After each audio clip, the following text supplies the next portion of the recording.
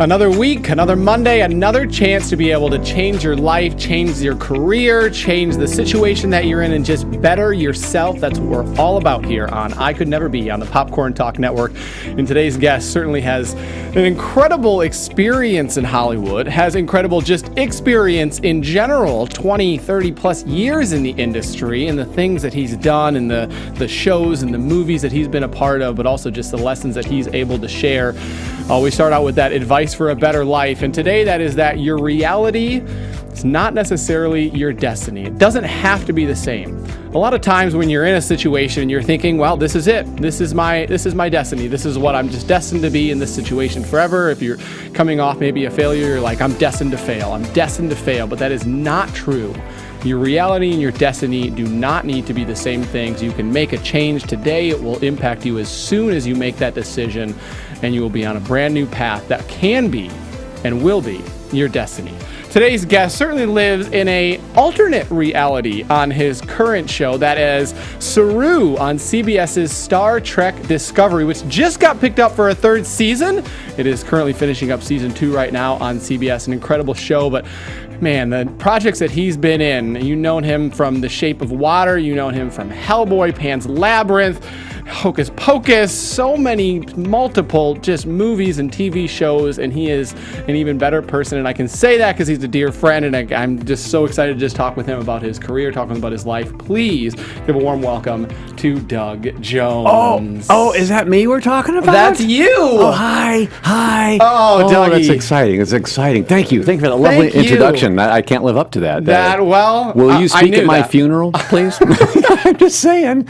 Doug, it's been incredible. I mean, I've known you, like 3 years now, which is wild to think of that it's been that long. But I know we've had a lot of career discussions, and especially for you, I mean, the past 2-3 years, it's not...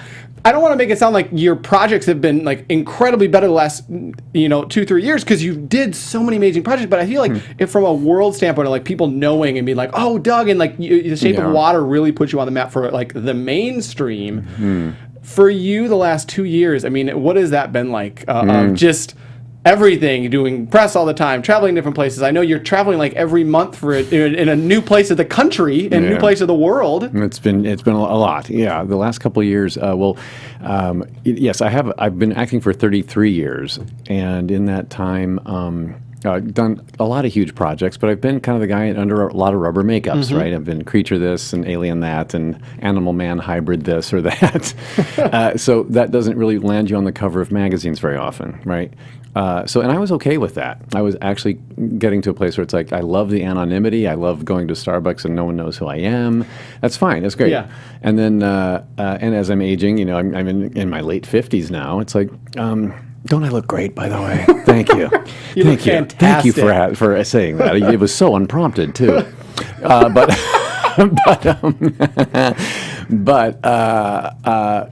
Then I was very comfortable with that. I did not expect for another chapter to be starting now with the success of The Shape of Water, which was my 7th project with director Guillermo del Toro. Yeah. Bless his heart for coming back around for me again and again.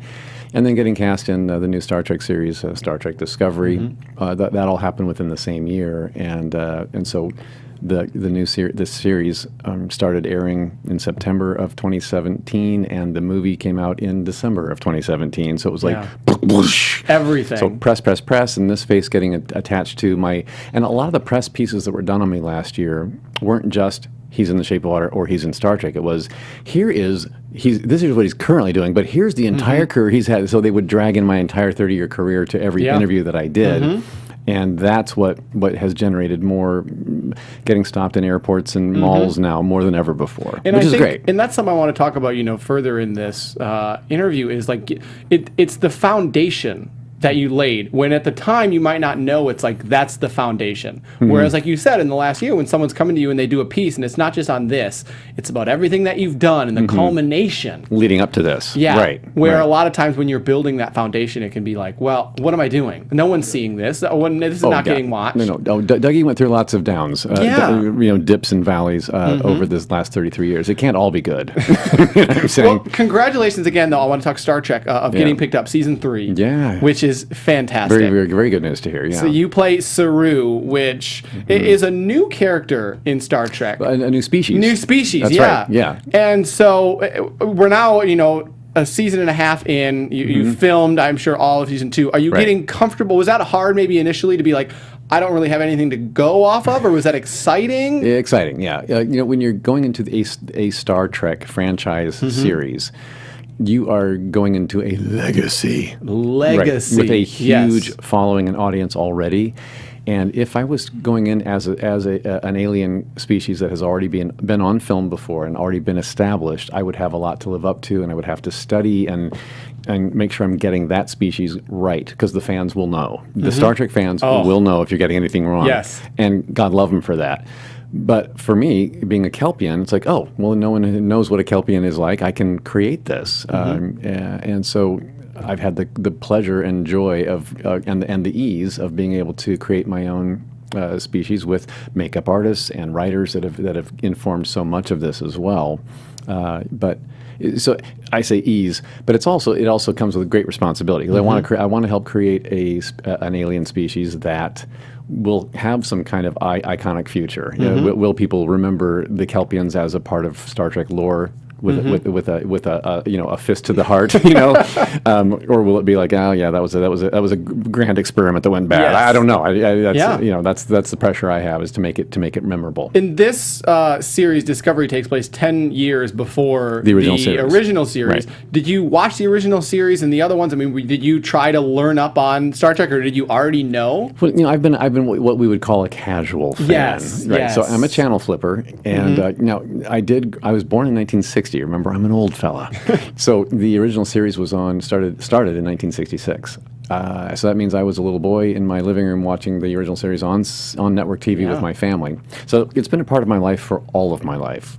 So I was familiar with every captain, every ship, every series, and the movies as well. So I didn't have to study too much, especially because we were going into a timeline, a part of the timeline that hadn't been explored yet before.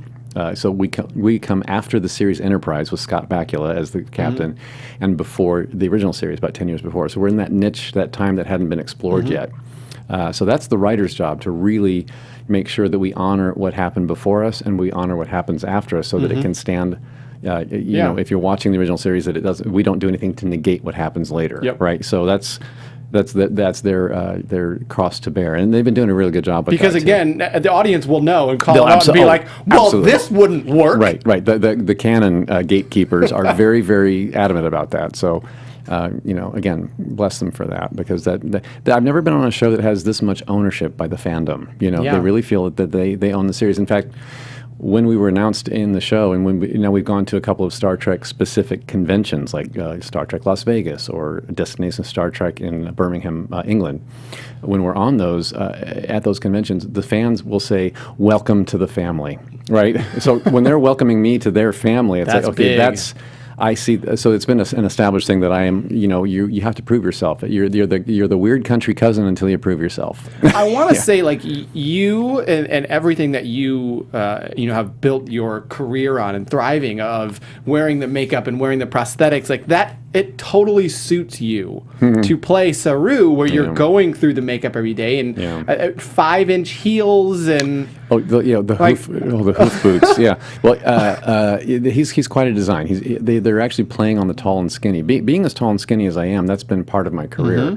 Creature effects makeup people can build creatures on me without getting too bulky. That's been like a selling point for me all these years. But oftentimes they do build on me and make me broader and more muscly and whatever. So this time has been kind of great, because we're celebrating the skinny. Like, we're not trying to hide the fact that I'm a long, lanky, lean, and even in my first costume fitting with my Starfleet uniform, our costume designer Gersha Phillips, who's brilliant, was looking at me like this and going. And had some other people they're discussing this, and I said, "Are you guys talking about my ass?" Right, because I've had this discussion many times in costume fittings, and they're going, "Oh, yeah, we are." I said, "Well, and you want to pat it, right?" "Yeah, we kind of do." So I said, "Well, hear me out. If you pad me and give me a nice round human, athletic-looking ass, it'll be a nice-looking human ass. I'm Yes. an alien. Why don't we That's not who you celebrate? are. Let's celebrate the alien ass I walked in here with. Yeah. You know what I'm saying? Because yeah. And they were like, oh, that's not a bad idea. So I won. How much of that was actually you thinking like, hey, this would be good versus like, this is how many minutes less that I have to deal with this? Oh, no, it's all part of the game. Yeah. Yeah, that's one less layer I have to wear, on my body. But I have always been padded somewhere, and so this is a first where I'm just wearing a spandexy uniform that celebrates my form. Here it is. Here we are.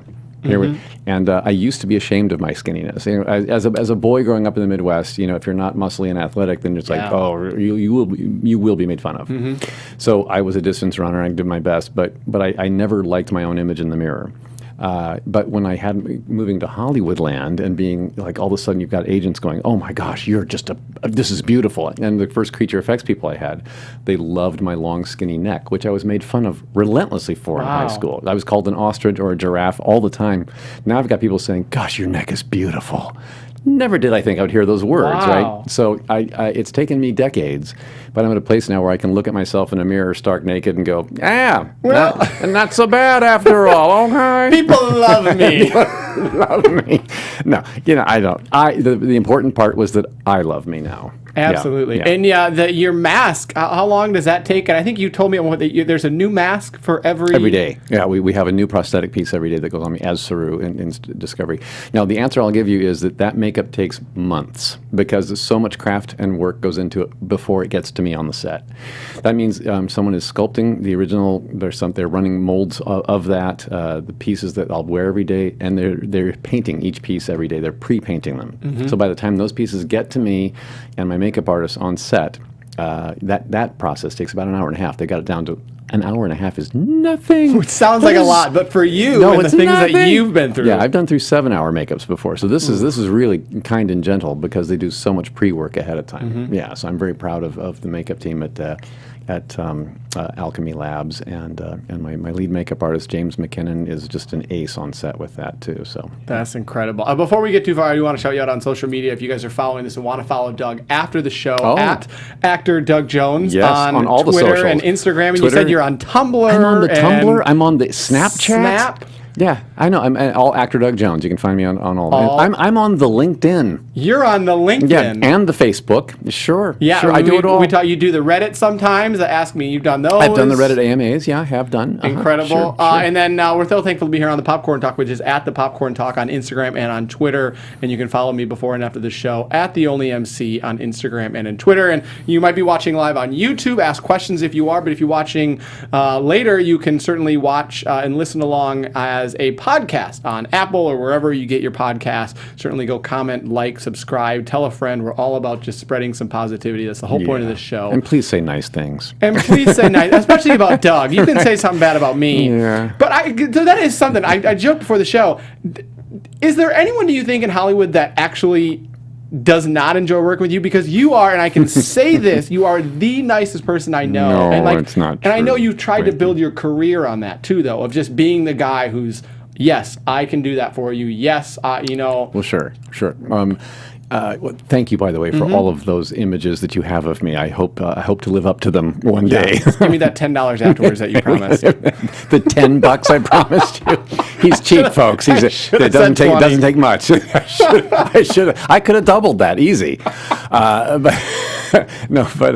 when it comes to this career that I'm in. The reputation that was built for me, that I helped to build, I suppose, was that I'm putting up with wearing lots of layers of latex foam rubber and silicone, doing your job that you've been hired to do to the best of your ability, and being nice about it, not complaining. That's the big one. Actors have a reputation for being divas and like, oh, this is awful. Like, oh, this is, who made this? This is cold. Take it back. Peanut M&Ms? I said peanut butter M&Ms.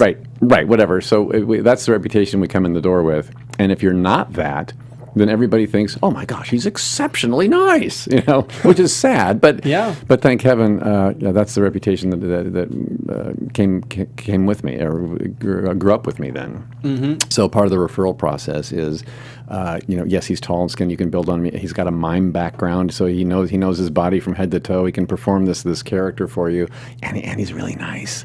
That's what has followed me around, which I'm very tickled pink about. Is that one of the biggest things that you look at and you're grateful that from the start you had that attitude of like, I'll go in, he's kind, he's good to work with, he's easy. Like, is that something that you look at your career and are like, wow, I'm glad that I never had a Devo moment or never. Yeah, no, I am glad. Yeah, but I never know. But it's a daily decision you make. Not being a diva is a daily decision because I go through pain and suffering. When I'm in a whole cast of people, I'm the one who's in the crazy makeup and wearing contact lenses and boots that make the balls of my feet hurt. It just goes on and on. So if anyone had a reason to complain, I certainly would. Yeah. But I have to check that every day, and like it's not anyone else's problem around me. It's I said yes to this. I knew what was involved, and so I'm going to suck it up and do this job that I said yes to. And you mentioned the all the makeup and stuff, and you said 7.5 hours. So which one was 7.5 hours? The first Hellboy movie, as Abe Sapien, the blue fish guy, I was there were 12 prosthetic pieces from head to toe glued onto me with edges blended into my own skin that had been shaven and painted. So that took a long ass time. Did they get it down for the subsequent? Hellboy 2: The Golden Army was down to 5 hours. They cut 2 hours off. Okay, big time. Right. So they instead of 12 prosthetic pieces, they kind of blended some pieces together to make them less application time. Yeah. And what do you do during that time? Oh gosh. I get asked this all the time, and I don't really know. Here's the thing: I'm a boring person, Mikey. So I don't need to be doing something all the time. So if you tell me you sit still or stand still or sit on that stool, we're going to work all around you, and you can't. And if I'm getting my hands done in webbed fingers and things like that, I can't use a phone. I can't use a device. So that's actually freeing and wonderful for me that nobody can get to me during this time. It's my own personal quiet time. I used to think that about flying on an airplane before you could get like anyone could get internet. Yeah. Was like I actually enjoyed that like 3 hours of you are purposely disconnected. Right. In a world where you're connected on everything, your phone, your laptop, everything. It is actually freeing. Now, I think I read, was it Jim Carrey who said he went through like torture training for like The Grinch? Have you ever gone through that? I mean, no. And I heard this, and I was like, no. What was your thoughts? I mean, I don't know. It seemed a bit extreme to me. I don't know, but here's the thing: claustrophobia and that encasement of rubber and what it does to your psyche and your emotion. Not everybody has control over that, and I understand that. And if you have a freak out claustrophobic moment, you can't control when it happens or how it happens. You really can't. That comes on you. And I've been around like macho beast stuntmen who are wearing the same creature outfit I am, and they're having a meltdown. And I'm like, well, it's not that bad. But it's all in here, and you can't. I have no expertise in how to get them out of that. So I've been very blessed that I'm not claustrophobic. Yeah. So that is the claustrophobia. That would be the tough part of just having the trust that you can get out of this. I think that's if I'm coaching anybody or holding their hands and saying, breathe. Okay, they're going to take this off. At the end of the day, it comes off. I've been through 30 years of this. It will come off. I promise you. That's the best thing. Is it heavy? It depends on the creature you're playing. There's a lot of heavy. There's a lot of hot. There's a lot of sticky. There's it's all the things that it looks like. The bigger the creature, the more like lumbering it is. The hotter and heavier it's going to be. Yeah. Can you train for that, or have you trained for that? Every job I get, I look at the script, I look at the design of the character, and I look at what it has to do: crawl up a wall, jump, lunge, whatever. And then it's like I have to get in very specific shape for that performance. Pan's Labyrinth is a great example. I was a fawn up on a stilt feet, so I had these. It was kind of like I was part tree, part goat, part man. So my legs and feet were sort of like tree branch roots, tree roots, and so I'm clumping around on very big footwear, and I had to crouch a lot because I was working with an 11-year-old girl who wasn't quite 5 feet yet, and I was 7 feet tall as the fawn. So that means a lot of bending of the knees and crouching down and going, hello, hola, princesa. So when you're doing that, I knew that I had to get that position in strong shape. So exercises that were specific for that, yes. Overall shape of water, another great example. I was a fishman who had to actually wear that costume from head to toe, that glued-on makeup and rubber suit in water. I had to swim. I had to hang from harnesses with wires. I had to dance in a fantasy sequence. There's a lot of physicality in that one, so I had to be in the best shape of my adult life for the shape of water. Yeah. And you're talking about the shape of water. All your projects with Guillermo. Is there do you feel how close are you best friends with Guillermo? Would you consider? I mean, whenever there's a project, you maybe start working on them together, but you look into be like, what's next? Like you're thinking to yourself, right. What could be next? Well, the talk you and I are having right now is more than Guillermo and I have ever talked in one sitting ever. Honestly. Okay. So that it will tell you that socially, we love each other dearly, but we don't hang out. But when we work together very well, so we are great professional friends. Yes. What is there about that professional that you guys get along so well? Is there a personality trait that you get along so well? We understand each other. We have a shorthand, I think. The director-actor ratio is it clicks and it's just right. We get each other. We both have a love and adoration for monsters and creepy crawly things, and he has a love of actors, and he has a love of people. When Guillermo meets you, he'll size up. He'll understand everything about you within minutes. Your mannerisms, the look in your eye, the tone of your voice. He assesses all of it. He's a sponge. He takes in the art that way too. There's not one piece of art in the world he hasn't seen, observed, appreciated, whether it's a painting, a sculpture, a piece of music, a movie, a TV show. He's seen and absorbed it all. So his library in his head is so extensive that when he's creating a script, he has so much reference to pull from, right? So I appreciate and adore that about him. He's also, though, that genius is also a regular good guy who's not egotistical, and he's kick-ass sense of humor. He's the funniest man I've ever met, right? So with all that, that's why I love being around him. I have no idea why he likes being around me.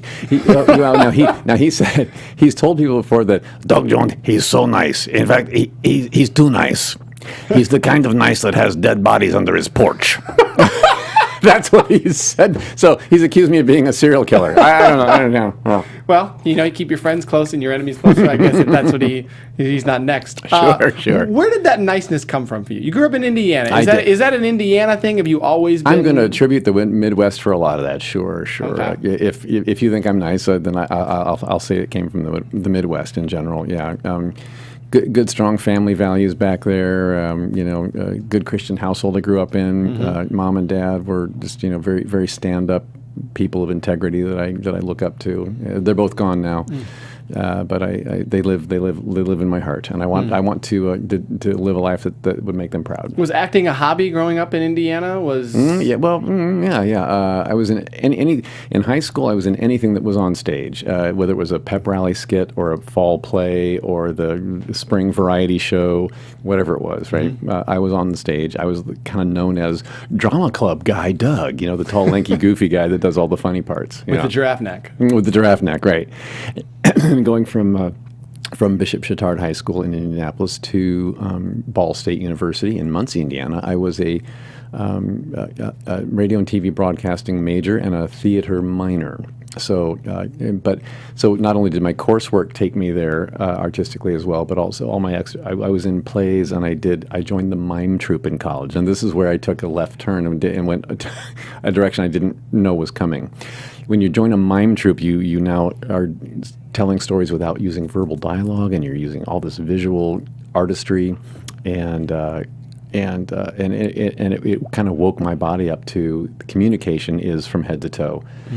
When you talk to someone, when you communicate with someone, your words are about half of it, and the other half is the whole visual presentation you're giving. Yeah, I always thought it was like, what was it? I thought always heard like 70-30. It might even be more. Like exactly. 70% is nonverbal. Nonverbal, and I would probably agree with that. Yeah.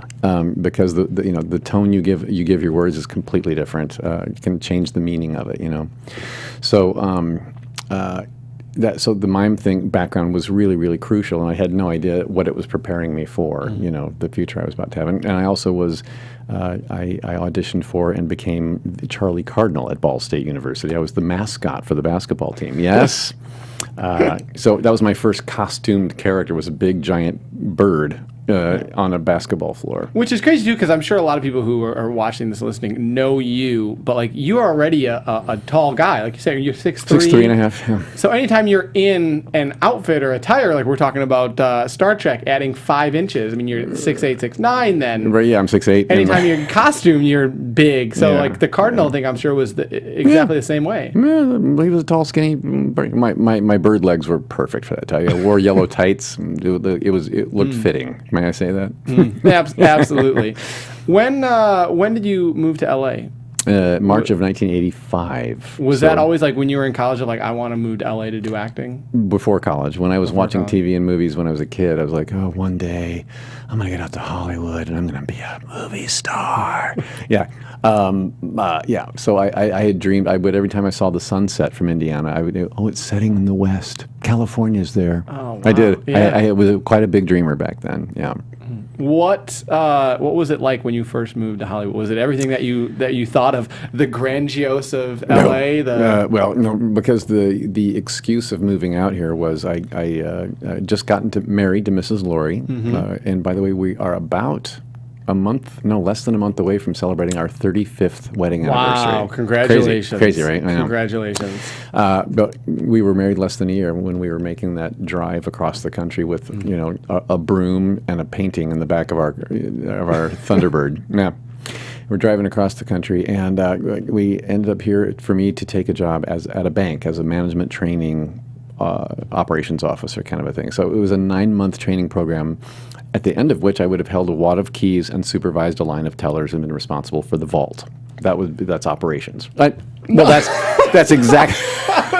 Yes. Not to hate on anyone who this is your job and you love it, but that is definitely not Doug. Well, right. Well, if you are an artist, if you have an artistic brain and soul, that kind of a job is a slow way to die. Yeah. So, but there are people who are built for that, and God bless them. We need them. There's people. Everyone has their gifts, and those were not my gifts. So it was square peg round hole time for me. Yeah. Why did you do? 9 months then? Why did you actually know that you were going to commit to 9 months? Did they know that you were going to commit to 9 months? The training program was 9 months, and after which you then go into a branch as a supervisor over tellers. Well, I knew all that going in, and I just was like, this at least gets me to California, and maybe one day later, years later, I can roll out of the bank and hang up my banking clothes and be like an actor then, because I'll be in the right place geographically. And then, but the bank decided for me. 8 months into my 9-month training program, they fired my skinny ass. Okay, and they should have fired me, Mikey, because I sucked as a banker. So I couldn't keep track of. There was so much paper and numbers you had to keep track of, and loss prevention, stuff. and I didn't care that much. Yeah. So I wasn't learning as fast as you were stealing the money. I wasn't stealing. No, I was not stealing. But the fact that I didn't care much was I was a loss hazard. Yes, I was a bit of a hazard, a bit of a liability in the branch system. So they got rid of me, and they should have. They did me a huge favor, because now that I got fired, I was on unemployment for 6 months, and that's when Mrs. Laurie and I sat down and thought, okay, the reason we wanted to come to California in the first place was Hollywood land, right? And now's the time. Okay, so I started investigating what do I do now? So I took a TV commercial workshop, and the instructor of that TV commercial workshop happened to be an agent. I did not know this going in. I audited his class and liked it, and went back to pay for my second class. And at which he said, "Do you have an agent yet?" And I said, "No, I don't know what an agent really is, and I'm not ready for that yet. I don't even have headshots taken yet. He said, well, here's my card. Call me at the office. Well, he was the vice president of the Wilhelmina Agency's West Coast office. And Wilhelmina, big modeling name in New York, and they had a huge commercial department, TV commercial department here in L.A. They were in the top 10 in the city.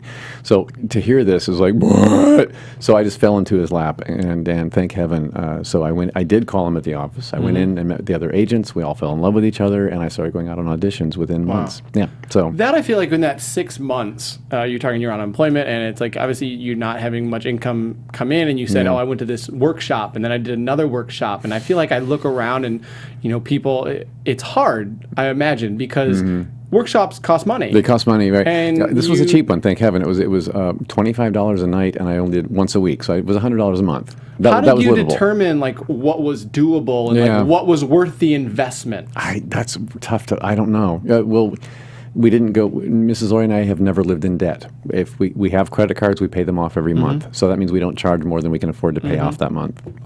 I strongly believe in if you live beneath your means, then you will always have means, right? I coined that phrase myself. Okay. So we have always lived beneath our means, and because of that, and even back then when we weren't making much, we were not spending much. That's the secret. Yeah. Right. So we budgeted for that class. Wow. On purpose, and it was times were lean. Yeah. We were eating a lot of ramen. Oh, okay. absolutely. Okay. Well, and I see that again so much just in LA. It's like people who are already living paycheck to paycheck, and then to be able to get ahead, you have to take a class to be able to meet people, or you have to go out, and I think that's always the biggest struggle. Right. You said you started getting auditions. How far in? I know one of your first big break was the McDonald's commercials. We have pictures. Oh, you do? Oh, of course we have pictures from. I guess so. You, the big moonhead. That was actually my fourth commercial booking that I got, and that was all within months. So June of 1986 was when I booked my first commercial as a dancing mummy for Southwest Airlines. Then I was SAG eligible. I was eligible to join the Actors Union, which is now SAG-AFTRA. So that was, and so now that I was eligible for the union, my audition rate went up because more casting directors were willing to see me. So I booked another commercial for Bob's Big Boy restaurant as a nerdy guy with funny glasses. Then I booked an alien from outer space for a doll commercial for a toy company. And then my fourth booking was for the Mac Tonight campaign for McDonald's. Crescent moon head with sunglasses on that sang at a piano.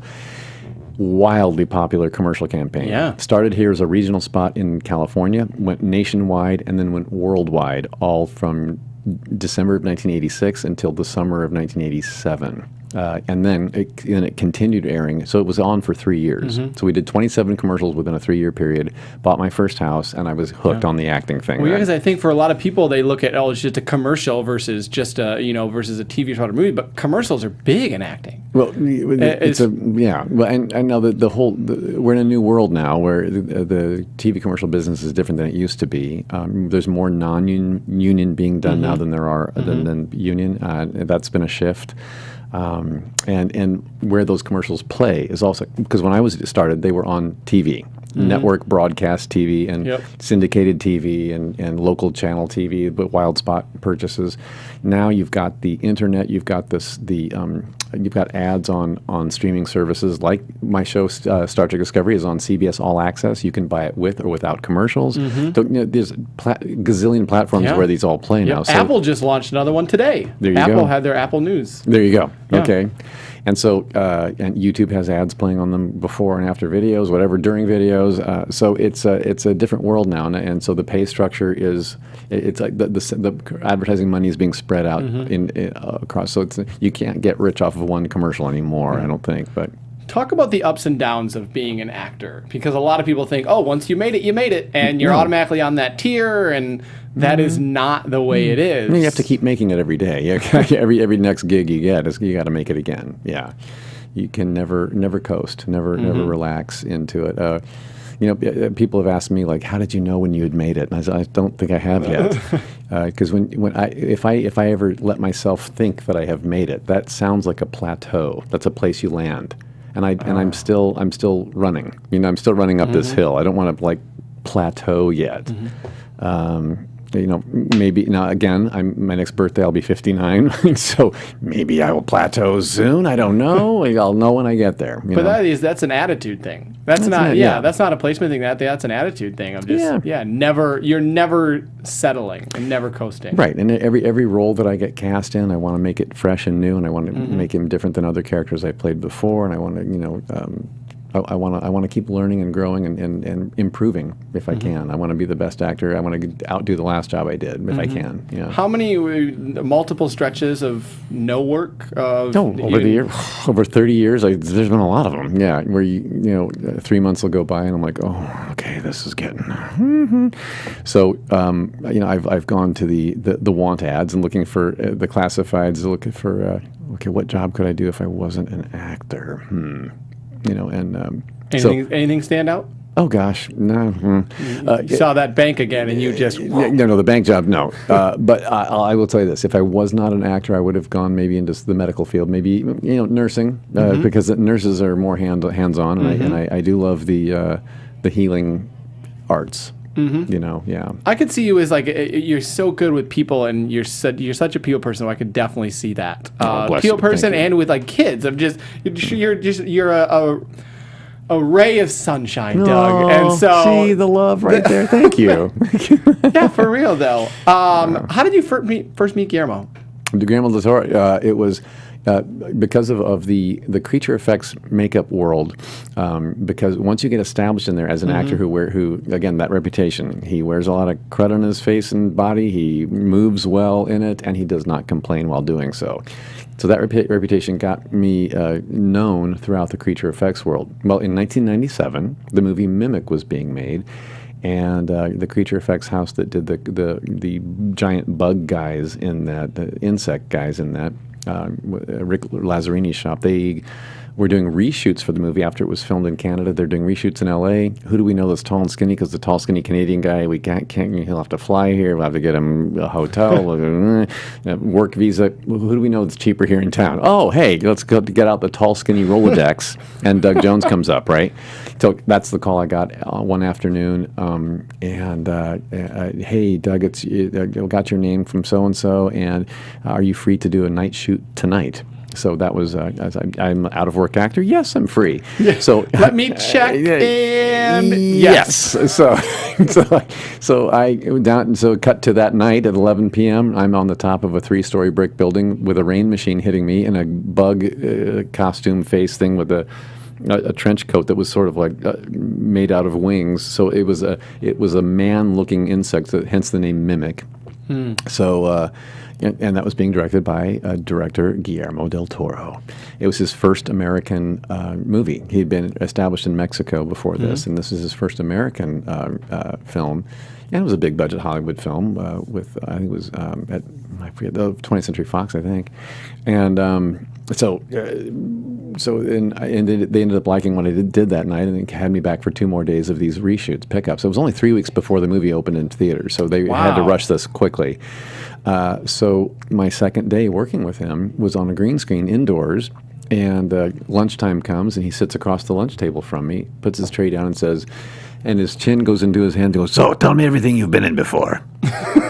And I'm like, so I'm listing off my resume at that time, and I had done. This is not 1987, so I'd done Tank Girl and Hocus Pocus and Batman Returns and and some various TV guesting and whatnot. The X-Files, I think, I did an alien on that. So he's like, oh, and he knew every makeup artist I'd worked with, and he's like, oh yeah, did Tony Gardner do that? Well, is he a nice guy?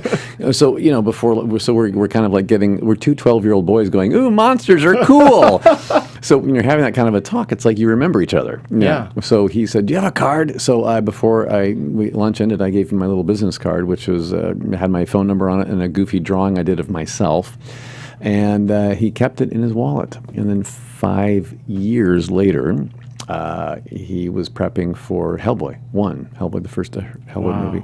And I got another phone call from the Creature Effects house saying, I'm sitting here at dinner with a director who says he knows you, and So we have a creature that we'd love for you to come in and look at tomorrow. Are you free tomorrow? Yes, I am. So that was Abe Sapien from the first Hellboy movie, and that's what I reunited with Guillermo. Is that? Do you ever think back of the?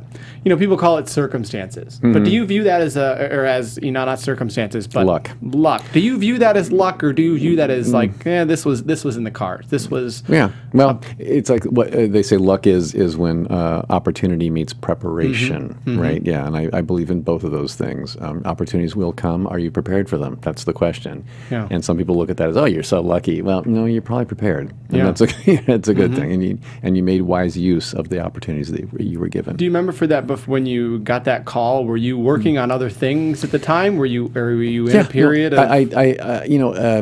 Right then, gosh, I'm trying to think of this. That call came in 2002. And I had just guest starred on an episode of CSI, so I didn't have any long running jobs then. But I was doing 2 days here, a day there, a week here on something consistently. But when you get a call that here's a movie that we'll be shooting for 3 months in Prague, then it's like, I will clear the schedule then. Yes. Let's do that instead. Yeah. Yes. So that's amazing. I do want to ask, I know you just said in The Hollywood Reporter that obviously the new Hellboy is coming out and you were offered a role and it didn't work out with your schedule. I know you're incredibly busy. Are you excited? Are you going to watch it when it comes out? Are you excited? Is it interesting for you to see? Do you be able to see your character? Yeah. My character, Abe Sapien, is not. I can't really call him my character. I don't own it, but he will not be showing up. I'm told in this first Hellboy reboot, which is fine for now. I don't have to watch someone else do the role for now, and that's a way to ease into it. But the Hollywood Reporter article, I think, was written with a bit of a slant to it I think the headline says Doug Jones says no thanks to the new Hellboy, right? And that sounded evil. It sounded to me like me going, no thanks. Don't need that. Don't want your stupid movie. Yeah. No, not even close. I'm still very good friends with Mike Mignola, the creator of the Hellboy franchise. I do Hellboy comic books, and he was very involved with this new movie. So I was offered a cameo in the movie. Yes, not to play Abe Sapien. It was another character creature thing. And I couldn't do it because of my Star Trek schedule. And I had also injured my shoulder, which I didn't really talk about out loud that much. No. And it was a very physical role that I would not be healed enough to do it by the time that rolled up. So between Star Trek and my shoulder, it was just I couldn't do it. Yeah. But then the articles were written with a slant of like, oh, he's probably just being nice because he's so loyal to Guillermo del Toro, and they're not making a Hellboy 3 instead. They're doing this, and so it was that narrative was put into it. And I did not ever say any of that. No. Are you going to watch the new one? Absolutely, I'm going to go see it. And I wish them well. Reboots are a reality of Hollywood land, right? Absolutely. Of course, right? Absolutely. Yeah. So it was inevitable that this would happen, and at some point with something I was in. So no, I'll absolutely watch the new one, and I do. Like I said, I still have friends involved with it. So I wish them well. Absolutely. Going to the chat, because a lot of people in the chat asking questions. Scott says, would you like to do more non-costume work? Which I feel like we've covered a lot of costume work. Yeah. Your non-costume work. Thank you, Scott, for asking that, by the way. Yes. The answer is a big fat yes. I have done lots of human roles over the years. I have. And in fact, one of my favorite human I've ever played is a guy named Jerry in the movie My Name is Jerry. And you can find that on YouTube. If you just do a search for My Name is Jerry on YouTube, it's in its entirety for free there. Nice little indie film about a middle-aged white guy going through midlife crisis, which I am and I have done. So, but here, can I tell you my secret love and desire? Yes. Okay. Whenever I hang up the rubber bits for good, which I might semi-retire that way, I would love to do Hallmark Channel movies, specifically Christmas ones, but they do other seasons as well. Lots of them. Yeah. I all year round. I love the Hallmark Channel. You got some socks, right? Hallmark socks for Christmas. Did you say it's like I want something? No, it was a T-shirt. That's a T-shirt. That's right. It was my Hallmark Christmas watching T-shirt. Yes, it was said so on the. It was very precious. Yeah, because I love watching them, and I'm getting into that age bracket now where I can play the father of a grown woman who's going through a relationship issue, and she really should. She's a big city girl who really should come home to our small town and have her life back. And I give her that advice while I'm holding a cup of cocoa and and wearing a Christmas sweater. That's what I want to do. Oh. Yeah. So answer, Scott. Yes, I want more of that. Absolutely. And what I didn't even know this the other day because I'm constantly, you see people and you're like, wait, they were in this and the movie Hook, which was a non-costume. Well, it was a costume. I had a beard role. and a long blonde curly Yes. wig as an eye patch vendor in Pirate Town. Yes, It's just wild. it was a little non-speaking cameo thing. I had my legs behind my head in one little part of the scene, so they used my contortionist skills for that one. Yeah. Is there, you're talking about, when you hang up the boots in our final minutes here, is there a time where you're looking at hanging up the boot, you want to be able to, I want to only do it for 5 or 10 more years and then be able to relax and enjoy with Miss Lori and travel? Because when I'm in the middle of a long-running job with under heavy rubber makeups and contact lenses and uncomfortable footwear and things, it does make you think, like, how much longer does one want to do this, or should one do this? So I don't know. I don't know. As long as my body holds up and my emotional self and mental state holds up, then I'm in. But I think transitioning into more human roles, it is kinder and gentler on your body and your psyche during the workday. Yeah, you don't get to really sip hot cocoa when you're dressed as a fish. Unless there's a straw involved and they cool it down enough so I don't burn my yeah. You know what I'm saying? Before I get to the final question, 2 more questions from the chat. Yes. One's a comment that says, "You are terrific. I really like your dance moves as the Yeti in Monkey Bone." How? Look at that. Now that's an obscure reference, and thank you for that. Yes, my dance move. Well, I was a white Yeti with a blue face and a long nose in Monkey Bone with Brendan Fraser and a whole bunch of critters. He fell into a coma in that movie and went into this whole fantasy land.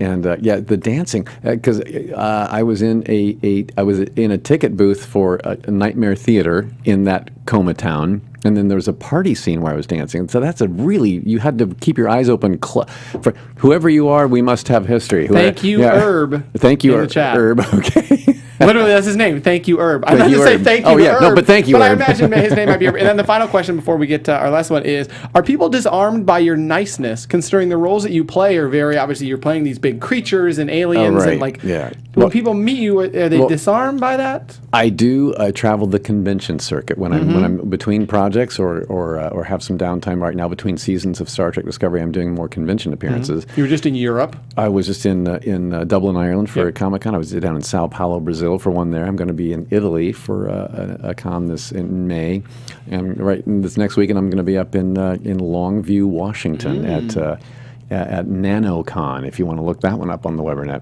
But that's when I get to have face-to-face interaction with fans and with people who've been following my career. And if they're fans of the darker stuff I've been in, if they're a fan of Buffy the Vampire Slayer and they know me as the Gentleman, or they're a fan of Pan's Labyrinth and they know me as the Faun and the Pale Man, part of their nightmares, and then I'm cupping their face, going, "Come here, you bougie boo, hug, we're gonna hug." Blah, blah, blah. Yes, I think it's very disarming and very like, well, I didn't expect that. Yeah, but it's I think it's a nice surprise. At least I've been told it's a nice surprise. So. And speaking of your niceness, the final question that I always love to ask people is, in 50 years and 75 years, when people look back on your life, I'll be dead, by the way. Yeah. When people look back on your life and your career and the projects, and they're like, "Oh man, this was played by Doug Jones," or Doug Jones, and they're like, "Who was Doug?" And someone says, "Doug Jones was blank." What do you want them to say? That's great. I have no idea. Doug Jones was honest. I hope. In my performance, in my life, maybe. Authentic? Authentic. There you go. Authentic, sure. That's funny, because I revere characters and actors like Boris Karloff and Lon Chaney, and they've been gone for quite some time now. So I can only hope that I'm talked about like they are, decades from now. Well, you will be, and I know that you don't think that, but like just before the show, when we here at Popcorn Talk and AfterBuzz, and you were walking in, and people were like, "Oh my goodness, I love you for this. You're so talented," and that's how a lot of people feel. And I will commend you because you have made people feel that way. Because of your niceness and your comfort and the roles that you have played and just your interactions with people. And that's why I asked the question. I don't think there's a negative thing that someone has said because you haven't provided them the opportunity to say something negative. I hope so not. I want to commend you on that. I want to congratulate you again on season 3 of Star Trek, which there's still several more episodes in this season. So if you're not watching it, go watch. CBS All Access. CBS All Access. Yes. You know, the good thing there, you can catch up on like all the past episodes. You can just catch up. binge, In fact, if you go to CBS All Access, cbs.com/all access, you can subscribe there, and you can do a trial subscription for free for I think 7 days at least, and so binge some things while you're there. And you can they also have acquired all of the Star Trek series from the beginning. Oh, nice! So all of the entire Star Trek library is at CBS All Access right now. Oh, fantastic! Yeah. And again, if you want to follow Doug after the show, you can certainly do that at actor Doug Jones on all platforms. Twitter. I was thinking about making a joke. I was thinking about making a joke of like where various things you could find him, and that was just one of the things going on in my mind. Instead of looking at Twitter, I said the other T ending in ER. So on Twitter, on Instagram, like he said, he's on the LinkedIn and the Tumblr and the Facebook and everywhere. The Snapchat. Okay. And we are so thankful to be here on the Popcorn Talk Network, at the Popcorn Talk on Instagram and on Twitter. They cover so many other shows. Go check them out. And you can follow me before and after the show at the Only MC on Instagram and on Twitter. We're live here every single Monday talking with the people that you see on the big screen, people that you listen to their music or you hear about them and you're like, how did they get there? And now we know how Doug Jones became Doug Jones. And certainly there's a lot more in the works, for this show or in season 5. Till next time, we'll see you later. From producers Maria Menounos, Kevin Undergaro, Phil Svitek, and the entire Popcorn Talk Network, we would like to thank you for tuning in. For questions or comments, be sure to visit popcorntalk.com. I'm Sir Richard Wentworth, and this has been a presentation of the Popcorn Talk Network.